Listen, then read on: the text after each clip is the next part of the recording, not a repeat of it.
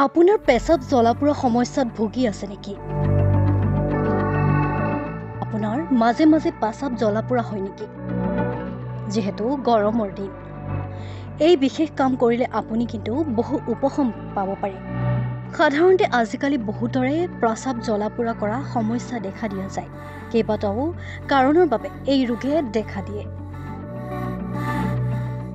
প্ৰস্ৰাৱ জ্বলাপোৰা কৰাৰ কাৰণ আৰু ইয়াৰ ঘৰুৱা প্ৰতিকাৰ সম্পৰ্কে পৰামৰ্শ জানি লওক আমাৰ এই বিশেষ প্ৰতিবেদনৰ দ্বাৰা।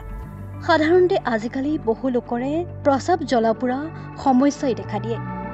কেইবাটাও কাৰণৰ বাবে এই ৰোগে দেখা দিব পাৰে। প্ৰস্ৰাৱ জ্বলাপোৰা কৰাৰ কাৰণ আৰু ইয়াৰ ঘৰুৱা প্ৰতিকাৰ সম্পৰ্কে জানি লওক ভালদৰে।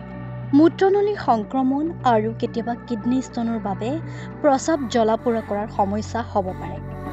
আপোনাৰ যদি মাজে সময়ে পেচাব জ্বলাপোৰা কৰে তেন্তে আপুনি ডক্তৰৰ পৰামৰ্শ লওক। পেচাব জ্বলাপোৰা কৰা সমস্যাৰ পৰা পৰিত্ৰাণ পাবলৈ ঠাণ্ডা বস্তু বেছিকৈ খাব লাগে। প্ৰথমতে পানী অধিক খাব লাগে। আপুনি যিমান পাৰে, যিহেতু গৰমৰ দিন, আপুনি সিমান পৰিমাণে পানী খাব। পানীত নেমু মিহলাই খালেও আপোনাৰ পেচাব জ্বলাপোৰা সমস্যা দূৰ হ'ব। ইয়াৰ উপৰিও পেচাব জ্বলাপোৰা কৰিলে কুঁহিয়া আৰু নাৰিকলৰ পানী খাব লাগে।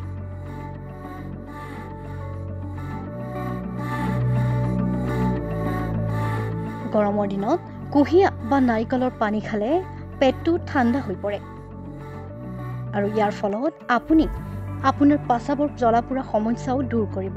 সেয়ে আপুনি যদি কুঁহিয়া আৰু নাৰিকলৰ পানী খায় খুবেই ভাল। এইসমূহ ঘৰুৱা উপায় অৱলম্বন কৰি পেচাব জ্বলাপোৰা কৰা সমস্যাৰ পৰা হাত সাৰি থাকিব পাৰিব। আচলতে পেচাবৰ সংক্ৰমণটো সাধাৰণতে মহিলাসকলৰ বেছি হোৱা দেখা যায়। মহিলাসকলৰ শাৰীৰিক গঠনৰ বাবে এই সমস্যা অতি সহজতে হয়। গতিকে সকলো মহিলাই পেচাব কৰাৰ সময়ত সাৱধান হ'ব লাগে। অপৰিষ্কাৰ ঠাইত যাতে পেচাব নকৰে তাৰ প্ৰতি লক্ষ্য ৰাখিলে এই সমস্যাৰ পৰা হাত সাৰি থাকিব পাৰিব। আৰু আপুনি পাৰিলে কপাহী কাপোৰ পৰিধান কৰিব।